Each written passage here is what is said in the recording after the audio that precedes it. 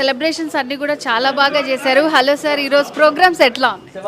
బ్రహ్మాండంగా ఉన్నాయండి. యాజ్ యూజువల్గా ప్రతి ఇయర్ మెగా ఫ్యాన్స్ ఎలా అయితే చిరంజీవి గారి బర్త్డే, కళ్యాణ్ గారి బర్త్డే, చరణ్ గారి బర్త్డే సెలబ్రేట్ చేసుకుంటారో, సో ఎప్పుడు నన్ను పిలిచినా యాజ్ ఎ డైరెక్టర్గా కాకుండా ఒక ఫ్యాన్గా వస్తుంటాను. సో ఫ్యాన్స్ అందరి తరపున రామ్ చరణ్ గారికి పుట్టినరోజు శుభాకాంక్షలు. సో ఎప్పుడు మీరు ఇందాక ఆల్రెడీ చెప్పారు కదా, వీళ్ళందరికి కూడా మీలాగే నేను కూడా వచ్చున్నాను అంత ఫ్యాన్ అని. సో ఇట్లా రావటం మీకు ఎట్లా అనిపిస్తుంది? అదే చెప్తున్నాను కదా, ఫస్ట్ చిరంజీవి గారు ఏ ఈవెంట్కి వచ్చినా సరే నాకు సేమ్ ఆ ఫ్యాన్ బాయ్ మూమెంట్సే గుర్తొస్తుంటాయి. ఈ బ్లడ్ బ్యాంక్ దగ్గరికి వచ్చి ఎంతో మందిలో ఫ్యాన్స్తో పాటు నేను ఫోటో దిగుతూ ఉండేవాడిని. సో అది ఎప్పుడూ లైఫ్ లాంగ్ ఉండే మెమరీ. సో నెక్స్ట్ ఏమన్నా ప్రాజెక్ట్స్ ఉన్నాయని అభిమానులు అందరూ అడుగుతున్నారు కదా, సో ఏం చెప్తారు దానికి? తప్పకుండా త్వరలోనే చెప్తానండి. ప్రస్తుతానికి స్క్రిప్ట్ వర్క్లో ఉన్నాం. ఓకే. సో రామ్ చరణ్ గారికి ఫ్యాన్స్ అందరి తరపు నుంచి మీరేం చెప్పాలనుకుంటున్నారు?